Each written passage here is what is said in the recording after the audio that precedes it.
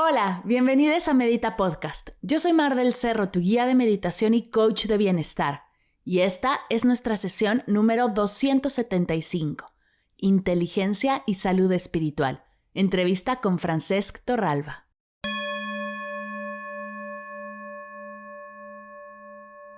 Hola meditadores, bienvenidos a Medita Podcast. Qué alegría tenerte aquí. Gracias siempre por regalarme esta hora de tu vida y permitirme compartir mi pasión por la meditación contigo. El día de hoy te tengo a una de las personas que más me ha enseñado en los últimos años. Fue mi profesor de maestría en 2019. Me tardé 3 años en invitarlo porque no me sentía preparada para abordar este tema. Son ustedes los que me han impulsado, gracias a la encuesta que lanzamos en redes hace unos meses, a llevar a Medita Podcast por este camino, profundizando en nuestra espiritualidad. ¿Y qué mejor que sea Francesc Torralba, doctor en filosofía, doctor en teología, profesor, autor de más de 50 libros, que nos ayuda a entender qué significa ser seres espirituales, a qué le llamamos espiritualidad, inteligencia espiritual, salud espiritual y mucho más. Pero antes de pasar a la entrevista, te cuento que esta y todas las sesiones de Medita Podcast son posibles gracias a nuestra Academia de Meditación en línea. Es por tu apoyo y tu participación en los retos, los álbumes, los cursos y los talleres que Medita Podcast sigue y seguirá abierto y gratuito para todos, pues esa es su misión. Si ya eres parte de la Academia, de corazón, muchísimas gracias. Y si estás escuchando esto y te preguntas, ¿cómo? Además del podcast, das cursos y talleres y podemos meditar en vivo de cerquita, liberar todas mis dudas, sentirme acompañada y disfrutar más a profundidad los beneficios de la meditación. La respuesta es sí. Date una vuelta por mardelcerro.com/academia, mardelcerro.com/academia. Ahí podrás explorar todo lo que he creado para ti con tanto amor. Y ahora sí, sin más, te dejo con la entrevista. Que la disfrutes.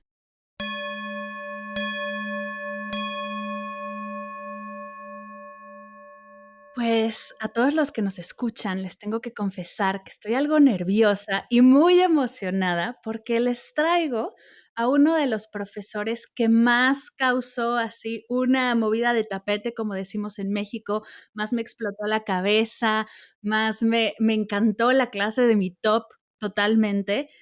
Gracias, Francesc, por ser parte de Medita Podcast. Qué ilusión que estés aquí. Pues gracias a ti, la verdad es que recuerdo con mucho afecto esa sesión. Erais un grupo reducido, muy atento, y además hubo preguntas y hubo un gran debate intelectual. La recuerdo con agrado, de verdad. Ay, qué alegría. Oye, antes de arrancar con el tema y profundizar en él, me encantaría que nos contaras quién eres, qué haces y sobre todo para qué haces lo que haces. ¿Cuál es la misión detrás de tu increíble trabajo? Bueno, pues yo me defino esencialmente como un profesor, ¿eh? Me gusta enseñar lo que he aprendido, no solo en los libros, sino a través de mi vida. Ya tengo 55 años. Me gusta especialmente poder exponer pensamiento y suscitar el pensamiento. Yo creo que en una sociedad como la que vivimos, una de las tareas de un profesor es dar que pensar, ¿no? Estimular el músculo del pensamiento y de la reflexión. Y eso es algo que me llena, lo hago en el aula oralmente, pero también a través de los textos, a través de los escritos, de los libros, artículos que voy publicando a lo largo de mi trayectoria profesional. Pero esencialmente me identifico con el rol de profesor, aunque también disfruto mucho escribiendo. Enseñar es un acto social, uno está en el aula confrontándose a otras personas, y la escritura es un acto muy solitario, muy reflexivo, muy introspectivo, y ambos son los que ocupan gran parte de mi vida, enseñar y escribir. ¿Y cómo decidiste dedicarte a esto? ¿Qué pasaba en tu vida cuando decidiste dedicarte a escribir y también a dar clases? Bueno, pues fue una decisión de muy joven, la verdad. Tuve una vocación muy definida ya a los 16, 17, 18 años. noté que me sentía especialmente llamado a enseñar, especialmente llamado a expresar pensamientos y a suscitar pensamientos, y lo que traté es de formarme bien en la Facultad de Filosofía, en la Facultad de Teología, y enseñé pues antes de acabar la carrera ya, haciendo sustituciones, cubriendo profesores, y todo eso te da una experiencia que con los años vas sedimentando y te ayuda pues a mejorar en calidad, en didáctica, en pedagogía y también en profundidad. Oye, y hablando de profundidad, creo que es la palabra perfecta para describir justo lo que queremos conversar el día de hoy. Se dice fácil, 1500 artículos y 100 libros, pero es un montononal de contenido lo que has escrito y lo que nos has compartido. Y por eso, gracias antes que nada. Pero hay uno en especial que solo de tenerlo en mis manos, bueno, ya era una locura. Y desde hace 2 años que terminó la maestría para acá, no dejo de absorber contenido al respecto y es el libro de inteligencia espiritual. ¿Cómo llegas a este concepto y qué es la inteligencia espiritual? Bueno, pues realmente de todas mis obras es la que ha tenido más eco. Ya son casi 18 ediciones en lengua castellana, también se ha traducido a muchas lenguas. Y yo mismo soy el sorprendido porque es un texto largo, es un texto, vaya, es un texto con citas, es un texto de pensamiento, no es una novela, no es una novela histórica. Y por lo tanto yo soy el primer sorprendido de la recepción, del interés que ha suscitado no solo en España, sino también en México, en Brasil, en Argentina, en Chile y en otros países europeos, ¿no? ¿Cómo nace este libro? Este libro nace a raíz de una propuesta que me formula la editorial Plataforma, que es una editorial de Barcelona, y que me formula la propuesta, que para mí fue muy estimulante, de abordar y de desarrollar a fondo esta modalidad de inteligencia, este tipo de inteligencia que tiene todo ser humano, que se denomina inteligencia espiritual o existencial o trascendente. Yo por aquel entonces solo había leído algunos artículos en lengua inglesa, pero estaba poco familiarizado y empecé a estudiar. Eso era el año 2008 y el libro aparece en el año 2010. Luego aparece Inteligencia Espiritual en los Niños en 2012 y luego Inteligencia Espiritual y Deporte en 2016. Son los 3 libros que he dedicado a inteligencia espiritual. Y me interesó particularmente porque creo que es un tipo o una modalidad de inteligencia que todos tenemos, que a veces la tenemos muy atrofiada, muy poco cultivada, muy poco desarrollada, casi diría como infrautilizada, y que por otro lado nos permite desarrollar operaciones muy complejas, muy interesantes, nos permite ahondar profundamente en la realidad, nos permite interrogarnos por el sentido de la realidad, nos permite trascender lo inmediato, trascender los prejuicios, los tópicos, los estereotipos, hasta tal punto que me parece que una educación integral debe también desarrollar esta modalidad de inteligencia. No solo la inteligencia emocional o lógico-matemática o la inteligencia musical o lingüística, sino también esta modalidad que yo creo que es la más particularmente humana, la más profundamente humana y la que nos hace más humanos de todas las modalidades de inteligencia. Dices que todos tenemos esta inteligencia. ¿Será que todos somos seres espirituales? Porque yo he escuchado a muchas personas que dicen, yo no soy espiritual, yo soy más religiosa, yo no soy religiosa, yo soy espiritual, o yo soy las dos. ¿Realmente se contraponen estas dos ideas o No, estamos usando mal la palabra? yo creo que son palabras, ciertamente, que se utilizan de manera muy equívoca, ¿no? Y depende del pensador o el artista o el filósofo o el escritor o el periodista que hable, pues le da un contenido semántico a la palabra espiritual y le da otro, a veces incluso confrontado, a la palabra religioso, ¿no? Entonces, a mí me parece que lo fundamental cuando pasa eso es clarificar los términos y al menos ser honesto y poder explicar qué sentido le da usted a ese término, ¿no? Eso pasa mucho en ciencias humanas, en ciencias religiosas, no pasa en anatomía, ¿eh? Cuando uno habla del fémur o de la tibia o del peroné, todo el mundo, si es mínimamente culto, sabe a qué hueso del cuerpo se refiere. En cambio, cuando hablamos de espiritualidad, de trascendencia, de religiosidad, aquí son términos, ¿cómo diría, no? Que de algún modo los márgenes no están bien delimitados, ¿no? Entonces yo parto del siguiente implícito. Creo que todo ser humano tiene una capacidad, una inteligencia, una potencia espiritual, pero no todo ser humano se siente miembro de una religión, ni mucho menos, ¿no? Hay seres humanos que se ubican en el cristianismo, que se ubican en el islam, que se ubican en el budismo, y hay seres humanos que se consideran ateos o agnósticos, ¿no? Pero todo ser humano, independientemente de su afiliación, de su sentido de pertenencia, de sus creencias, tiene una capacidad espiritual que muchas veces está como por desarrollar, está como germinal, ¿no?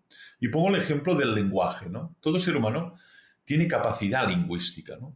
Ahora, no todos hablamos la misma lengua, ni hablamos correctamente la lengua, y hay algunos que hablan muy bien y que se han ejercitado mucho en la oratoria y en la retórica, porque son maestros, profesores, y hay otros que tienen verdaderas dificultades de expresión oral y de expresar pensamientos. Pero todos tenemos capacidad lingüística. Y esta capacidad dependerá del entorno, del esfuerzo, de la constancia, del contexto que va a llegar a un nivel u otro, ¿no? Pero todo ser humano, más allá de sus creencias y de su ubicación geográfica, de su edad y de su desarrollo cognitivo, tiene una potencia espiritual o una inteligencia espiritual que puede cultivar y desarrollar. ¿Tú cómo definirías el ser espiritual? ¿Cuándo una persona es espiritual? A ver, yo creo que lo que define el ser espiritual son como tres palabras. Una, la búsqueda del sentido, de la razón de ser. Yo creo que una persona espiritualmente inteligente es una persona que indaga el sentido de sus relaciones, de su trabajo, del mundo, de la muerte, del nacimiento, de la enfermedad, de la sexualidad, de la maternidad. Es decir, tiene muy presente la cuestión del para qué, ¿no? Del motivo, de la razón, de la finalidad. Luego diría otra cosa. Yo creo que una persona espiritual es una persona que trasciende lo inmediato. Es decir, no se queda en la superficie de las cosas, en la piel de las cosas, sino que trata de indagar qué hay más allá. ¿Qué hay más allá de este anuncio? ¿Qué hay más allá de este rostro que me habla? ¿Qué hay más allá de esta institución? ¿Qué hay más allá de este tópico, estereotipo? Por tanto, es alguien que no se queda en la superficie. Yo creo que es incompatible la superficialidad con la espiritualidad, ¿no? En cambio, la espiritualidad la relaciono con la profundidad, ¿no? Yo conozco personas budistas que viven muy intensamente su convicción y sus enseñanzas budistas y son profundas. Y también conozco personas cristianas que son profundas y personas ateas que son muy profundas también y personas agnósticas, ¿no? ¿Qué tienen en común?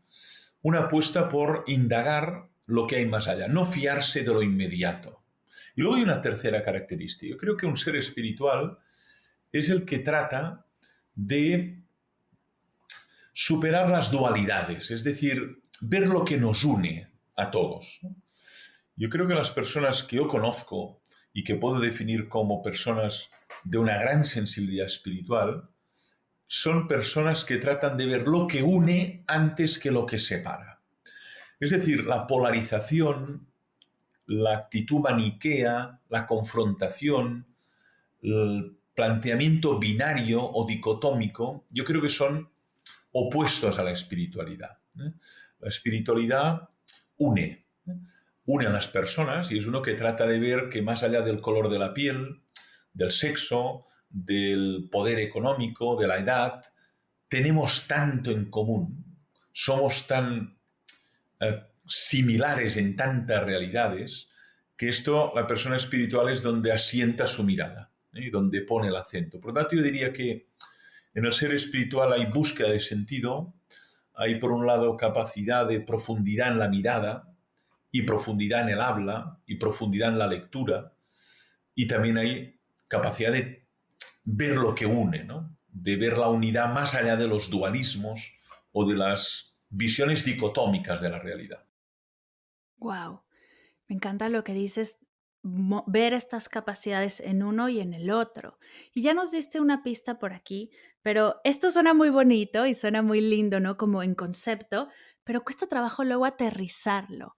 ¿Cómo cultivamos la inteligencia espiritual? Porque la inteligencia matemática lo tenemos muy claro, pero esta parte luego nos falla. ¿Cómo la cultivamos? ¿Cómo trabajamos? Si yo me siento cero inteligente espiritual, si eso existe, ¿cómo podría explorar esta parte de mí? A ver, yo parto de la idea, como decía antes, que en todo niño y toda niña hay una potencia. Lo que pasa es que para poder desarrollarse necesita de una educación, necesita de un maestro, necesita de una maestra. Y necesita de un maestro o de una maestra que haya cultivado su inteligencia espiritual. Lo pongo con un ejemplo, ¿no? Si yo quiero aprender violín o piano, necesito estar cerca de alguien que domine el piano o domine el violín y que tenga la generosidad de dedicar tiempo, de dedicar horas y tener mucha paciencia para que yo aprenda algo de piano y algo de violín, ¿no? Por lo tanto, necesitamos, en primer lugar, maestros, maestras que hayan cultivado su propia inteligencia espiritual. Y entonces esto puede abrir horizontes, ensanchar la mente, desarrollar esta modalidad de inteligencia en niños y niñas que la tienen de un modo potencial, pero que si nadie la estimula, pues queda allí de un modo simplemente atrofiado o germinal, ¿no?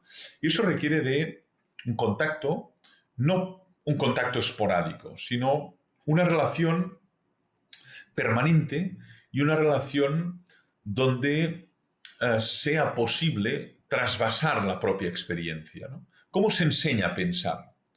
Bueno, pues si tienes la suerte de tener delante a Sócrates, que es lo que hacía Sócrates en el Ágora, pues enseñaba a pensar a sus conciudadanos.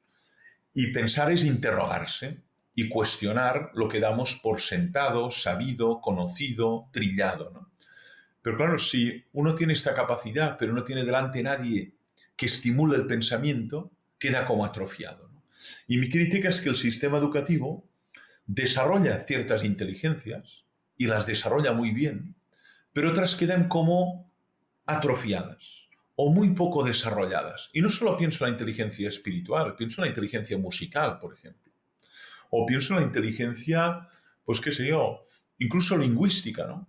Observo muchos estudiantes universitarios con graves dificultades de expresión lingüística, con graves dificultades comunicativas, ¿no?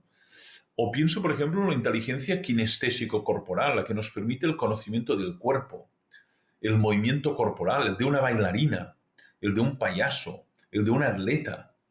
Hay que ser muy inteligente para bailar, pero la inteligencia que tiene que dominar es la inteligencia kinestésico-corporal, ¿no?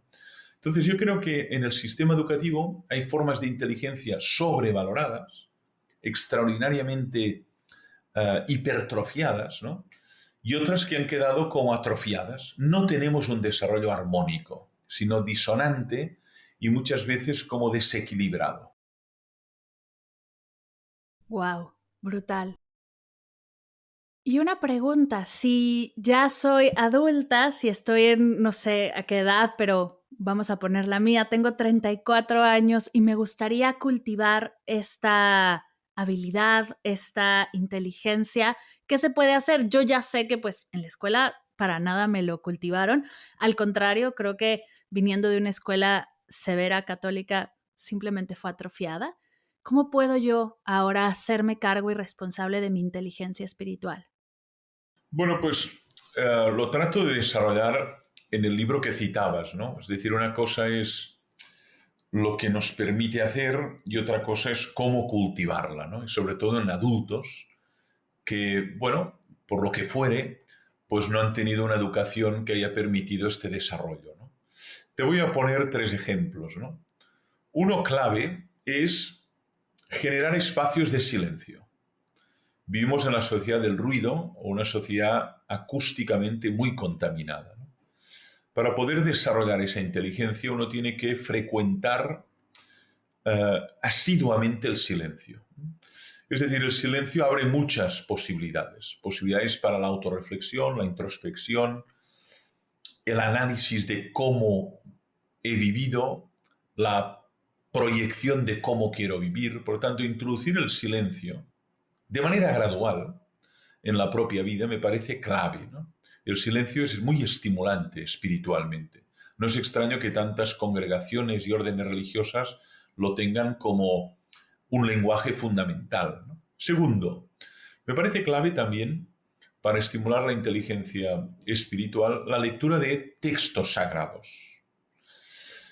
Puede ser la Biblia, puede ser el Corán, puede ser los Vedas, puede ser el Dhammapada budista, puede ser el Tao Te Ching atribuido a Lao Tse, las analectas de Confucio, pero lo que tienen los textos sagrados es que van a fondo, ¿eh?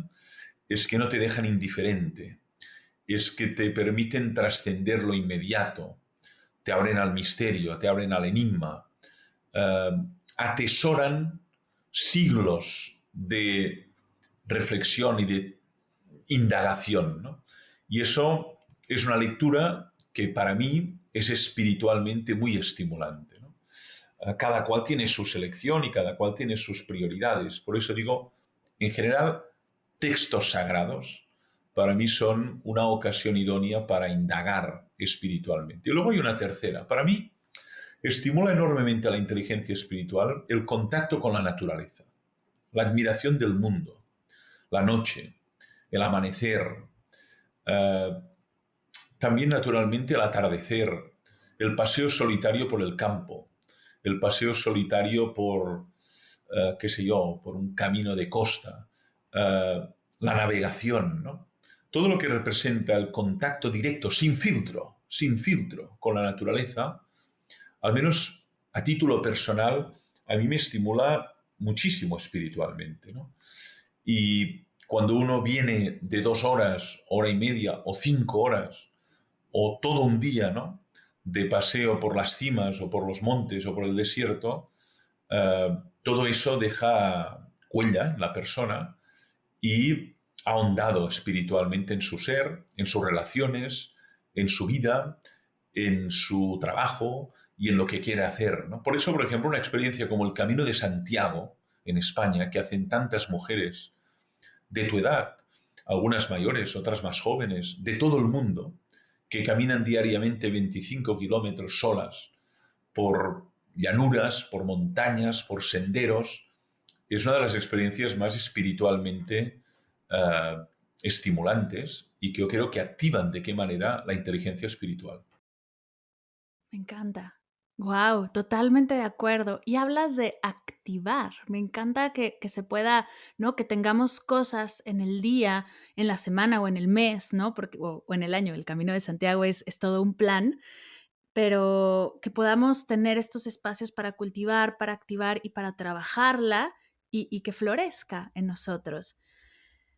Últimamente en redes sociales y muchos mensajes allá afuera, he estado leyendo acerca de que estamos en una época del despertar espiritual. Me encantaría saber qué piensas, si es realmente estamos viendo una época así o si es más un tema de marketing, si alguien se está llenando la boca de estas palabras o si realmente como sociedad estamos despertando hacia nuestro ser más espiritual. A ver, hay indicios realmente, y la literatura, y los textos, y los analistas, eh, y los sociólogos lo exponen en muchas obras, ¿no? Hablan de un despertar espiritual, de una nueva espiritualidad, de la emergencia de valores post-materialistas, de la necesidad de una espiritualidad a la altura del siglo XXI. La verdad es que desde distintos ángulos, incluso desde ámbitos ateos, ¿no?, se reivindica una espiritualidad, ¿no? Algunos filósofos ateos contemporáneos hablan de una espiritualidad sin Dios, sin dogmas y sin iglesia, pero espiritualidad, ¿no? Veremos. Eso es muy difícil todavía de aclarar si es una moda, si es una reacción, si es una ebullición o si realmente empieza una etapa nueva, ¿no? Lo que es verdad es que hay un agotamiento del modelo de vida actual. Hay un cansancio, hay un colapso, hay un desencanto. Nos estamos dando cuenta que el modelo de vida actual no llena a la persona, no la colma, que la felicidad fundada en el consumo, la felicidad fundada en la exhibición en las redes, la felicidad fundada en el placer inmediato no colma las expectativas humanas, ¿no? La verdad es que los índices de personas deprimidas, semideprimidas, suicidas, personas que se autolesionan, personas que son verdaderos depósitos de antidepresivos, ¿no? Esto son fenómenos que todo el mundo puede constatar y que los sociólogos nos explican con datos detallados, ¿no? Por tanto, yo no sé si hay un despertar espiritual. Lo que sí que veo es que hay un desencanto y un desgaste y un cansancio del modelo de vida fundado en el materialismo y el consumismo. Y las generaciones más jóvenes, de tu edad y más jóvenes, también se están percatando de ello, ¿eh? Es decir, se están percatando de que este modelo de vida nos hace más esclavos, más alienados, nos convierte en definitiva en consumidores voraces, pero seguimos teniendo sed, ¿no? Es como si uno fuera bebiendo agua del mar, que es salada, y en lugar de calmar la sed, tiene más sed, ¿no? Y eso es lo que nos está pasando con el consumismo voraz y con el materialismo imperante en nuestra sociedad. Conecto mucho con lo que dices. Creo que, y por eso me gusta tanto los tres tips que das o las tres herramientas que das para cultivar la inteligencia espiritual, espacios de silencio, como ante esta intensidad, todo lo que recibimos en el día a día que nos cansa, nos drena, nos hace sentir pesados. El silencio es ese espacio para ser, para dejar de recibir, para dejar de dar, simplemente para estar uno con uno mismo. Me encanta cómo podemos justo darle la vuelta y si hay una respuesta. Creo que lo que estamos encontrando hoy en día es que hay respuestas hacia ese cansancio, hacia ese estrés, hacia esa tensión que llevamos cargando por generaciones con todo lo que comentas. Es brutal. Y hablando de esto, yo he estado escuchando últimamente y sobre todo ahora con COVID, acerca de la salud mental, ¿no? Habrá muchos que digan que la salud mental se puso de moda. Pues no creo que se haya puesto de moda yo del todo. Creo que era algo que necesitábamos ver. De la salud física hemos escuchado por mucho tiempo. Y me gustaría preguntarte si hay salud espiritual. Sí, Habrá claro. algunos. Ay, me encanta que sí. Naturalmente, a ver, y sobre eso ya hay todo tipo de simposios, congresos, tesis, tesinas en el ámbito universitario y en ámbitos no confesionales. Es muy interesante porque estamos cada vez reconociendo que en el ser humano hay cuatro grandes dimensiones, ¿eh? Está la dimensión física, está la dimensión que llamamos psíquica, ¿no?, que básicamente es emocional y es mental. Está la dimensión social, la interacción con el otro, y está la dimensión espiritual o neumática. Si utilizamos el griego, neuma, espíritu, neumática, ¿no? Pero un ser humano, que siempre es una realidad muy compleja, puede romperse o puede quebrarse por cualquiera de estas dimensiones, ¿no? Y podemos hablar de salud corporal, pero también de enfermedad corporal, ¿no? Y de salud emocional, pero también de enfermedad emocional, ¿no? Y podemos hablar de salud social. Una persona que tenga vínculos sanos, vínculos que te hagan crecer, vínculos que te respeten, vínculos que te traten dignamente. Esos son vínculos que podríamos decir saludables, ¿no? Y también hay vínculos que son corrosivos, destructivos, que se fundan en el maltrato, que se fundan en la erosión, que se fundan en todo lo que sería la indignidad, ¿no? Pues la violencia de género. Bueno, es una sociedad, México particularmente, pero también otros países, España, ¿no? Donde no tenemos la salud social que querríamos, ¿no? Entonces, la salud espiritual tiene que ver ya con la dimensión intangible de la persona, ¿no? Te pongo un ejemplo, ¿no?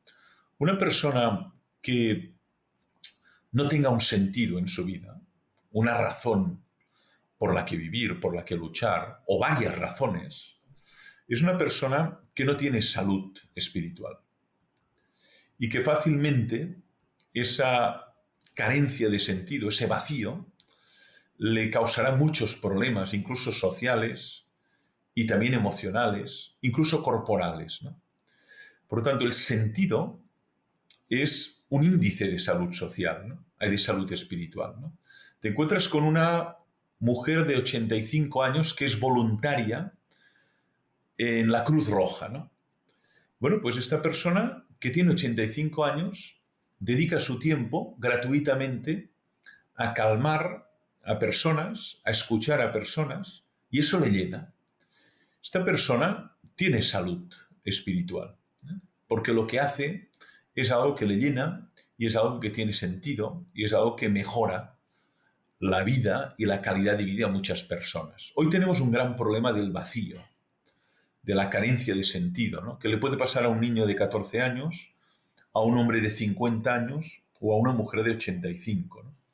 Por lo tanto, yo creo que sí, que tenemos que empezar a hablar sin complejos de salud espiritual, de buena salud espiritual, pero también de patología espiritual o enfermedad espiritual, ¿no?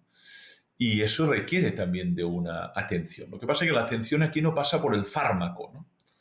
El fármaco te puede aliviar un dolor lumbar, ¿no?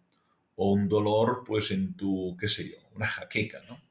Otra cosa es, el fármaco es completamente inútil frente al sufrimiento espiritual o existencial, ¿no?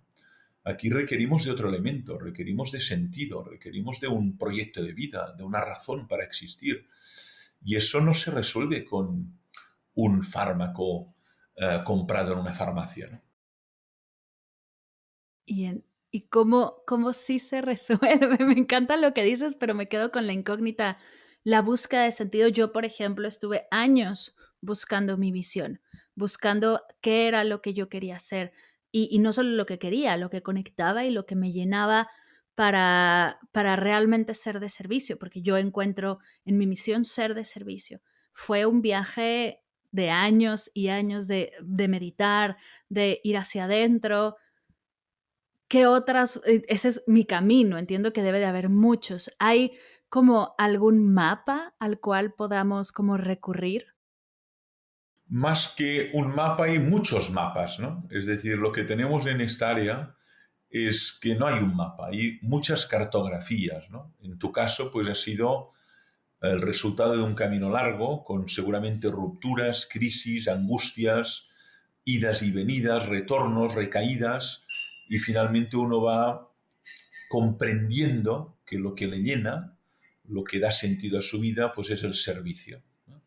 Yo también lo descubrí mucho más joven que tú y entendí que lo que realmente merecía la pena, poner el esfuerzo, entregarse, pues era enseñar, ¿no? Hay gente que lo descubre antes, hay gente que lo descubre después. Va muy unido a eso que antes denominaban la vocación, ¿no? Esa es una palabra que también ha desaparecido de muchos contextos, ¿no? Pero vocación, ya sabes, viene del latín vocare y es llamada, ¿no? Uno, si está atento, eso que hablábamos del silencio, puede descubrir para qué está hecho, ¿no? Y hay gente que está hecha para pensar, hay personas que están hechas para hacer reír, hay personas que están hechas para construir, para crear, para ayudar, para consolar, para... bueno, hay distintas vocaciones, ¿no? Cuando uno vive alineado con su vocación, es feliz. Cuando uno tiene que desarrollar un papel en el mundo que no tiene nada que ver con lo que realmente siente que tiene que desarrollar, es que se siente muy infeliz, muy desgraciado, aunque tenga mucho dinero, mucho reconocimiento, mucho prestigio, pero se siente muy desgraciado, ¿no? Entonces, si uno tiene la suerte de indagar o de encontrarse un maestro, un tutor, que te ayuda a descubrir cuál es tu inclinación fundamental, hacia dónde tiendes, ¿no? Y luego te rodeas de las personas para poder ayudar a florecer esta vocación, a crecer y por lo tanto a que sea útil y sea fecunda, es lo mejor que te puede pasar, ¿no? Hay profesores que se arrastran por el aula porque no sienten el deseo de enseñar, pero tienen que ganarse la vida. Y el alumno se da cuenta. El alumno se da cuenta que no vibra, que le da igual, que si pudiera no venir, no vendría, ¿no? Y hay otros que se han jubilado, tienen 70 años y van a una ONG a enseñar gratuitamente a niños y a niñas que no tienen acceso a la educación, ¿no? Significa que sienten que eso es la razón de su vivir y que aunque están enfermos, van en una silla de ruedas, enseñan lo que saben porque es lo que les llena realmente. Aquí me viene la pregunta inmediata de si yo no lo estoy encontrando, si yo soy uno de esos maestros, por ejemplo, que se arrastra al trabajo o cualquier otro tipo de persona que trabaja que va arrastrado a la oficina quejándose en el coche, ¿qué hacer? ¿Qué hacer? ¿Cómo me pongo en esos espacios o cómo provoco esas experiencias de cuestionamiento, de reflexión, de pregunta para encontrar lo que sí me conecta? ¿Cómo fue que tú, sé que, bueno, ya sabemos que desde pequeño encontraste que lo tuyo era la enseñanza, pero ¿cómo fue que te diste cuenta? A ver, hay personas, como tú dices, que ya detectan estos síntomas de malestar en su vida, ¿no? Y que, como tú dices, se lamentan, se quejan casi permanentemente del tipo de vida que tienen, ¿no? Estas personas pueden hacer dos cosas, ¿no?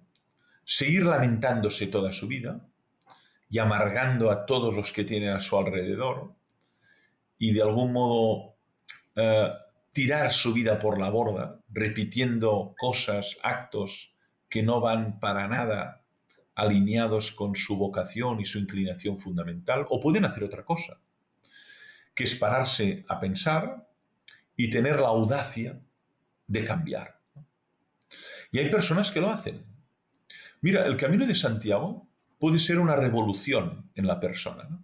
Yo conozco muchas personas que han llegado a Santiago de Compostela después de 30 días, casi 700 kilómetros a pie, y llegan a la conclusión que tienen que cambiar de vida, que tienen que cambiar de trabajo, de ciudad, incluso de pareja.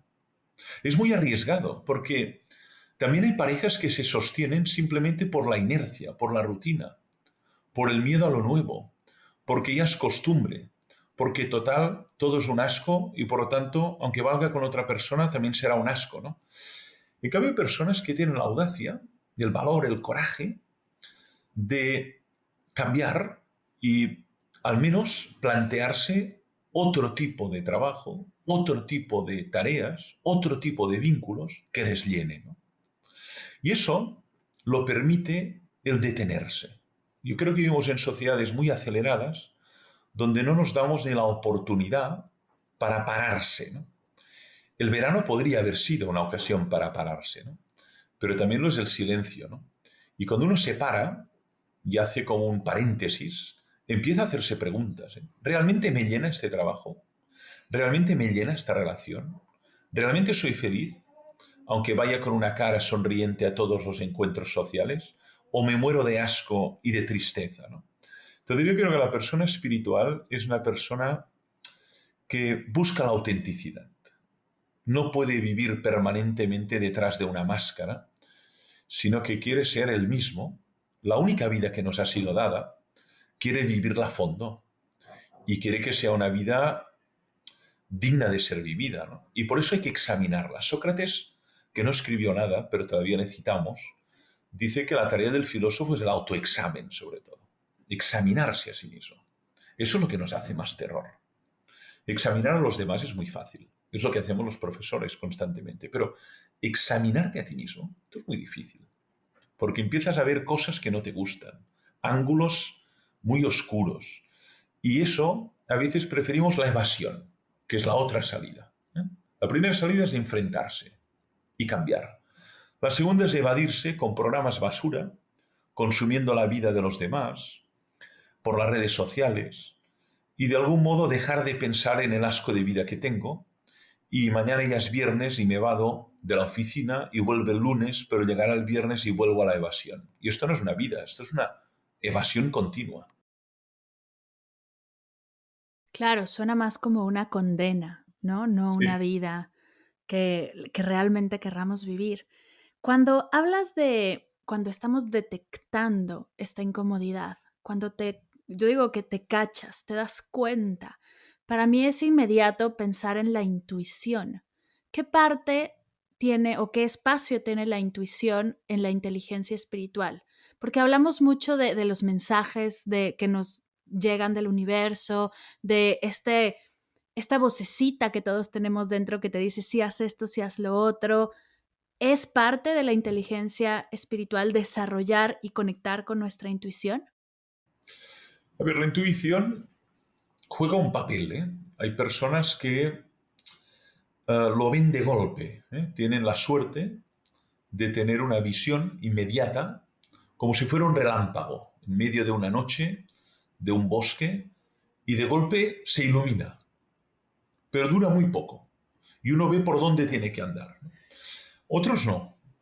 Otros tienen 90 años y nunca han tenido claro qué tienen que hacer con su vida, ¿no? O sea que esto de la intuición sería como una visión inmediata, ¿no? Fugaz, que viene y que si uno está atento, le resulta como una iluminación, ¿no? Clarifica exactamente qué tiene que hacer. Si tiene que continuar con este matrimonio, si tiene que ser padre, si tiene que cambiar de trabajo, de residencia, si tiene que empezar a frecuentar la pagoda o la iglesia. Eso se da en la vida, ¿eh? Eso se da.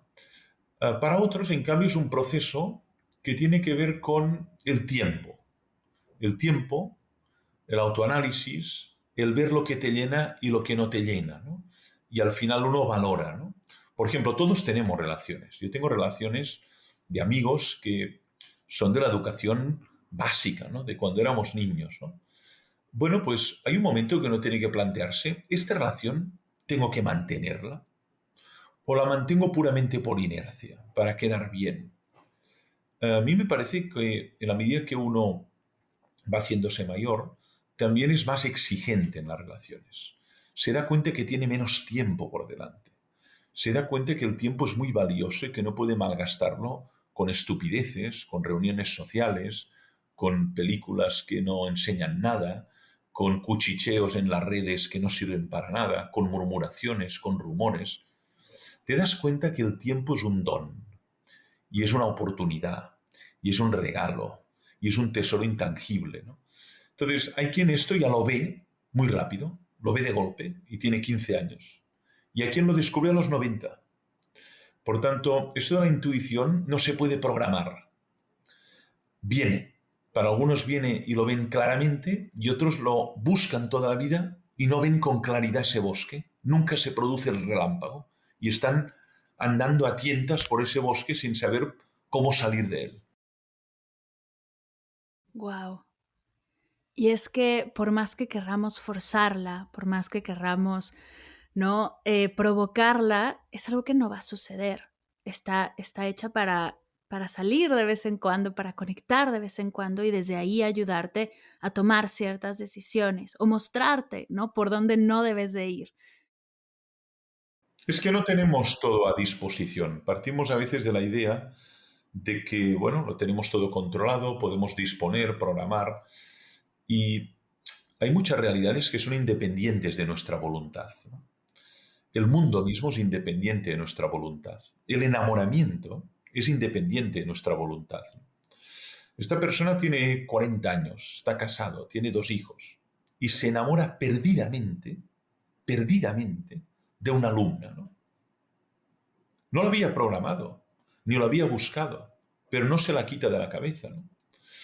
Bueno, en la vida pasan situaciones que están fuera de nuestro control y de nuestra programación, ¿no?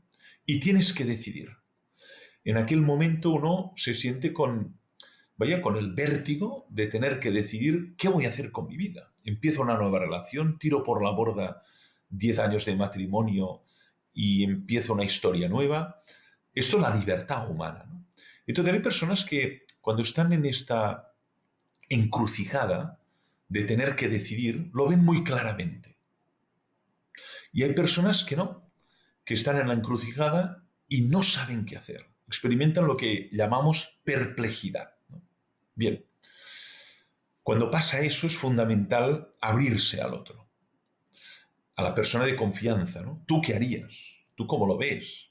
Ayúdame a salir de este atolladero, ¿no? Aunque yo tengo que decidir, ¿no? Pero hay personas que no lo necesitan porque lo ven tan claro.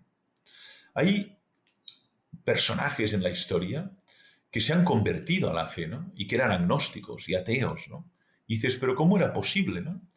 Que Agustín de Hipona, que tenía una vida disipada, tuvo un hijo natural, era presumido, era un retórico, se convirtiera al cristianismo y llegara a ser obispo, ¿no? O Francisco de Asís, ¿no? Que era un joven rico, presumido, galán, y se fuera desnudo de Asís, desnudo materialmente, y se abrazara a un leproso, ¿no? Dices, pero por el amor de Dios, este señor, ¿qué le ha pasado, no? Por lo tanto, no sabemos por dónde va a ir nuestra vida, ¿no?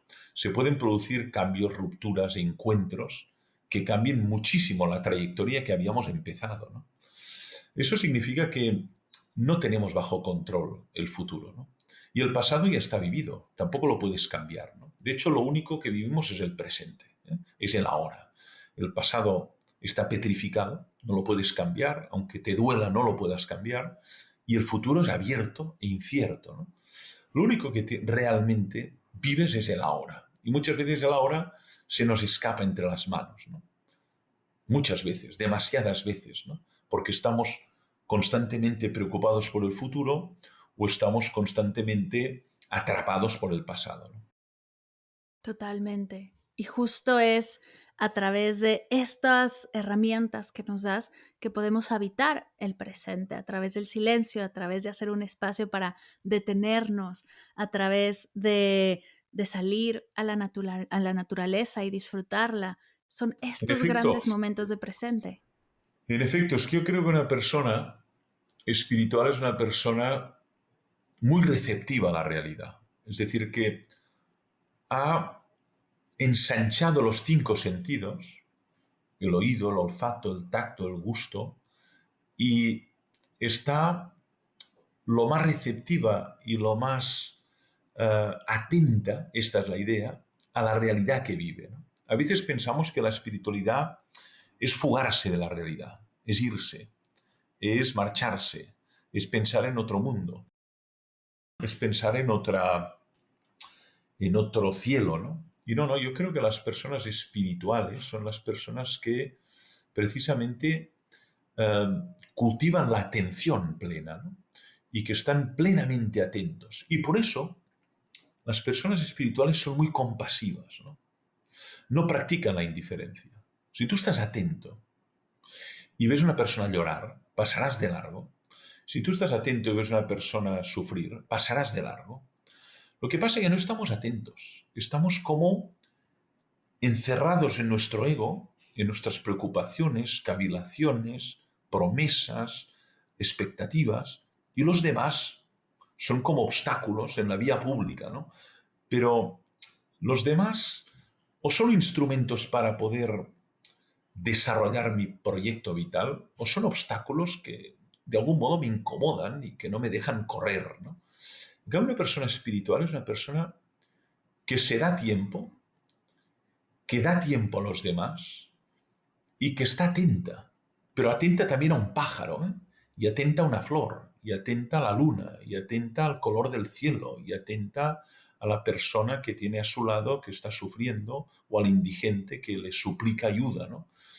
Yo creo que la espiritualidad verdadera va muy unida a la práctica de la compasión. Y si no, no es espiritualidad, es una fuga del mundo, es una evasión.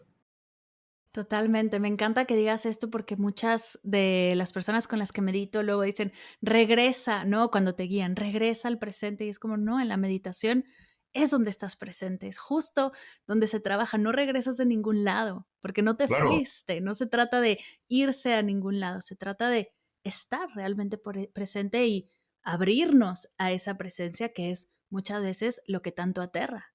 es que más bien es al revés. Más bien lo que hacemos habitualmente es estar fuera, ¿no? O estar Total. evadidos, ¿no? Encerrados en la propia mente, encerrados en las preocupaciones, encerrados en el pasado, llenos de resentimiento, llenos de rencor por lo que pasó o simplemente preocupados por lo que pasará, ¿no? Y el presente se te escapa, ¿no? Yo lo veo. A veces estás paseando con una persona por un entorno muy bonito, ¿no? Imagina una montaña o imagina un bosque o imagina, pues, qué sé yo, ¿no? Una zona marítima, México, que tenéis entornos preciosos, ¿no? La península del Yucatán, ¿no? Pues estás andando por ahí solo con otra persona y no para de hablar de problemas, de situaciones y dices, oye, pero has contemplado eso, ¿te das cuenta dónde estamos? ¿Te das cuenta de lo bello que es eso?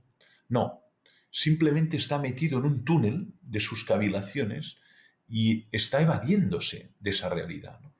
Entonces, nos puede pasar con la naturaleza, también con el arte, ¿no?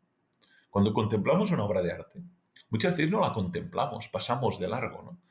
Pero estar delante de un cuadro una hora, de Picasso, o de Magritte, o de Dalí, o de Frida Kahlo, ¿no?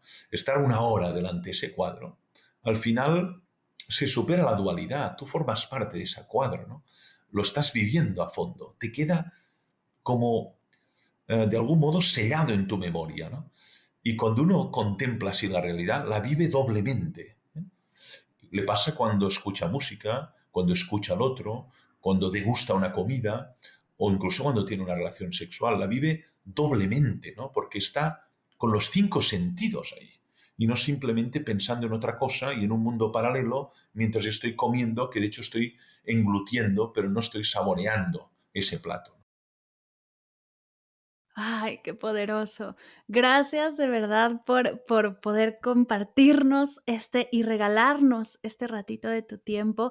Antes de cerrar, porque con todo el dolor de mi corazón, aunque no quisiera, se nos acaba el tiempo. Antes de cerrar, algo que se haya quedado en tu corazón que quieras compartirnos, que haya surgido alguna idea que digas, es que no me puedo ir sin decirles esto. A ver, una idea importante que me parece que en esta conversación eh, puede ayudar a clarificar al final, ¿no? Yo creo que la fragilidad también es un estímulo a la espiritualidad. Me explico, ¿no? Cuando uno constata que es un ser frágil, que es un ser fugaz, que se va a morir, que puede enfermar, y constata que su presencia en el mundo es muy provisional y es muy inestable, todo eso es una ocasión, en primer lugar, para agradecer el hecho de estar vivo y segundo, para darse cuenta de que el tiempo que nos ha sido dado es una gran ocasión para poder gozar de la realidad y para poder aportar algo en ella, ¿no? Es decir, es lógico que las personas mayores, por lo general, salvo algunas excepciones, tu caso sería uno, pero no hay muchas, sean más espirituales que las personas jóvenes, ¿no? Porque tienen más experiencia de la fragilidad y también de la mortalidad, ¿no? Y eso da seriedad a la vida. Es decir, no estamos aquí permanentemente, estamos un tiempo y muy breve. Y durante ese tiempo tan breve tenemos que decidir qué vamos a hacer que merezca la pena. ¿Qué no vamos a hacer porque es estúpido, baladí y es perder el tiempo? Ahora, si uno piensa que estará siempre, ya no se hace estas preguntas. Si uno piensa que estará eternamente, no se hace estas preguntas. Pero cuando uno ve que su amigo ya no está, que su amiga ya no está, que su marido ya murió, que el compañero de colegio tampoco, dice, ojo, que esto va en serio, ¿eh? Y cuando va en serio es cuando se introduce la espiritualidad. En cambio, el frívolo se cree que podrá vivir tantas vidas como quiera y se podrá, reinventar tantas veces como quiera. No es así. Hay un punto de no retorno, que es cuando estás enterrado, ¿no? Por tanto, a mí me parece que la fragilidad, tanto propia como ajena, es un estímulo también a la vida espiritual. Maravilloso, mi querido Francesc. Gracias por compartirnos esto. Y ahora sí, antes de cerrar, las 3 preguntas finales de Medita Podcast. Bueno, 4. Son 4 preguntas finales. Y la primera es, además de tus libros, ¿qué estás leyendo que nos quieras compartir? Bueno, estoy leyendo, de hecho estoy releyendo de nuevo a Kierkegaard, que es el filósofo a que dediqué la primera tesis doctoral y que me acompaña siempre, ¿no? Y ahora estoy releyendo Las obras del amor de Kierkegaard, que es un texto que recomiendo a todo el mundo que quiera profundizar en esta experiencia universal que es amar a alguien, ¿no? Pues Kierkegaard en Las obras del amor hace una especie de análisis muy a fondo de esta experiencia y del verdadero amor en relación con las formas, caricaturescas del amor que abundan tanto, ¿no? Claro. La segunda pregunta, ¿qué es para ti meditar? Yo creo que meditar es ser máximamente receptivo a la realidad que te circunda, ¿eh? Por tanto, es estar plenamente atento a la hora, a lo que pasa dentro de ti y a lo que pasa fuera de ti, en una actitud de máxima receptividad y de atención plena. 3 cosas que te ha regalado la meditación. Lo primero que me ha regalado es autoconocimiento. Lo segundo que me ha regalado es goce de la realidad que me circunda. Y lo tercero que me ha regalado es una comprensión más profunda del fundamento último de la realidad que yo denomino Dios. Y ahora sí, la última, ¿cuál es tu meditación favorita? A ver, medito generalmente a primera hora de la mañana, en silencio y trotando, corriendo. Hay gente que medita nadando, hay gente que medita sentado en flor de loto, y para mí la meditación es la de primera hora de la mañana y meditar corriendo solo por un entorno natural. Uf, increíble. Muchísimas gracias por esto, gracias por compartir, por regalarnos esta hora de tu vida. Ha sido maravilloso y estoy segura que será de gran valor para todos los escuchas. Estoy rayada, ilusionada de haberte tenido aquí, de verdad. Muchas, muchas gracias. Voy a dejar el contacto de tu página, de tu libro en las notas de la sesión por quienes están enamorados y quieren más de Francesc, puedan leerlo, por favor háganlo. Recomendación así con los ojos cerrados. Es un libro que te cambia tu visión de la espiritualidad y la inteligencia espiritual. Gracias, Francesc, por todo tu trabajo, por todo lo que compartes y nos sigues compartiendo. Pues gracias a ti, ha sido un placer y espero que de algún modo nos podamos ver en el futuro, ya sea online o presencial, pero en cualquier caso, gracias. Ánimo también en tu labor de difundir todo este tipo de temas y sobre todo de esta labor pedagógica, ¿no? De introducir todos esos temas de un modo ameno, de un modo simpático y que puedan ser atrayentes para personas perdidas en el bosque, desorientadas, y que puedan rehacer su vida y recuperar, pues esto, ¿no? La pasión de vivir y la pasión de darse a los demás. Gracias a ti, de verdad. Gracias, pues estamos todos juntos en este camino y se trata de unirnos para poder transitarlo desde el amor. Muchas gracias. Gracias, un abrazo.